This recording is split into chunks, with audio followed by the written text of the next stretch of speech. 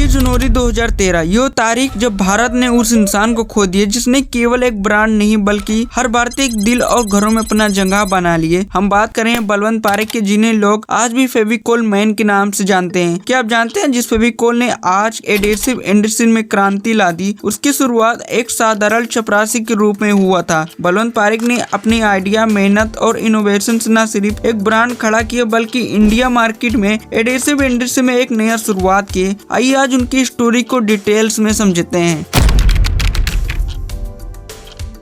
1925 में गुजरात के महुआ गांव में बलवंत पारेख का जन्म हुआ। उनके दादाजी एक मजिस्ट्रेट थे और बलवंत ने भी लॉ पढ़ाई का सपना देखा। शुरुआत में पढ़ाई के बाद उन्होंने मुंबई के गवर्नमेंट लॉ कॉलेज में एडमिशन लिए, लेकिन ये दौर था जब देश पर अंग्रेज का शासन था। महात्मा गांधी के क्विट इंडिया मूवमेंट से प्रेरित होकर बलवंत पारेख ने पढ़ाई बीच में छोड़ दिए और आजादी के आंदोलन में शामिल हो गए। आंदोलन के बाद उन्होंने सोचा कि एक ऊंचे पद पर रहकर अपने समाज के लिए ज्यादा काम कर सकते हैं। शादी के बाद जिम्मेदारियां बढ़ गईं और बलवंत ने कई छोटे मोटे काम किए। उन्होंने एक लकड़ी के बिजनेसमैन के ऑफिस में चपरासी की नौकरी भी की। उनका आर्थिक स्थिति इतना खराब था कि उन्हें अपने पत्नी के कांता बहन के साथ लकड़ी के गोदाम में रहना पड़ा। लकड़ी के गोदाम में काम करते हुए बलवंत ने देखा लकड़ी और फर्नीचर इंडस्ट्री में गोंद बहुत डिमांड है। उस समय मार्केट में उपलब्ध गोंद तो बहुत महंगा था, उनकी क्वालिटी खराब थी। पारंपरिक गोंद जो जानवर के हड्डियों से बनता था, कई बार गर्म करने पर बहुत स्मेल आती थी। लोग चावल और आटे का बना गोंद भी इस्तेमाल करते थे,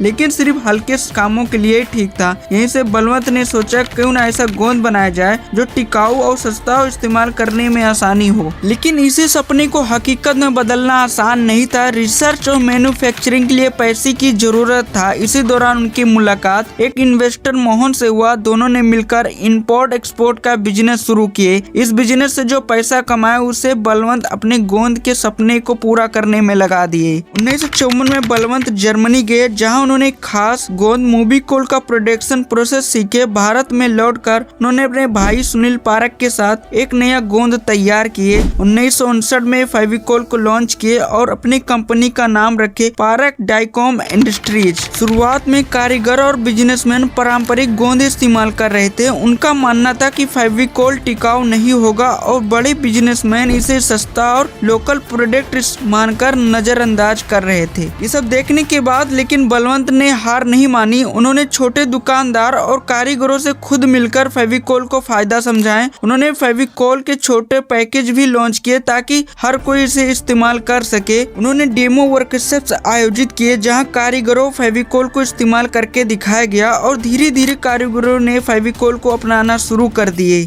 बलवंत पारेख ने समझा कि अच्छे प्रोडक्ट होने के साथ साथ सही मार्केटिंग भी जरूरी है। 1990 दशक में जैसे डायग्लोन फेविकोल को हर घर में पहुंचा दिए, बस एक बूंद वाला ऐड जिसने दिखा दिए कि छोटे चीज से भी बड़ा बदलाव ला सकते हैं। बलवंत पारेख ने इनोवेशन पर हमेशा जोर दिए। उन्होंने फेविकोल को भारत की जरूरत के हिसाब से बेहतर बनाने का R&D डिपार्टमेंट की स्थापना की। फेविकोल MRF में सुरेशा रेस्टोरेंट गोंद जो नमी वाले इलाकों में परफेक्ट था और फेविक्विक चुटकियों में ठीक होने वाला गोंद जो सिर्फ लकड़ी ही नहीं बल्कि प्लास्टिक और मेटल को भी जोड़ सकता है। डॉक्टर फिक्सडे का घर का वाटर प्रूफिंग का परफेक्ट सोल्यूशन है। आज भी पिटीलाइट का प्रोडक्ट्स 80% देश में उपलब्ध है। फेविकोल की सफलता के साथ नकली प्रोडक्ट्स भी बढ़ गए और बलवंत पारेख ने इसे गंभीरता से लिया। असली और नकली प्रोडक्ट को पहचानने के लिए जागरूकता का अभियान चलाया गया और फेविकोल के डिब्बे को यूनिक बनाया गया और नकली प्रोडक्ट्स बनाने वाले के खिलाफ कानूनी कार्रवाई किया गया। 2013 में बलवंत पारेख का मृत्यु होने के बाद उनके बेटा मधुकर पारेख और अजय पारेख उनकी कंपनी चला रहे हैं। पिडीलाइट आज इंडिया एडेसिव मार्केट का 70% शेयर कंट्रोल करता है और फेविकोल चैंपियंस क्लब के तहत 40,000 से ज्यादा कारीगर जुड़े हुए हैं। कंपनी का नेटवर्थ $14.6 बिलियन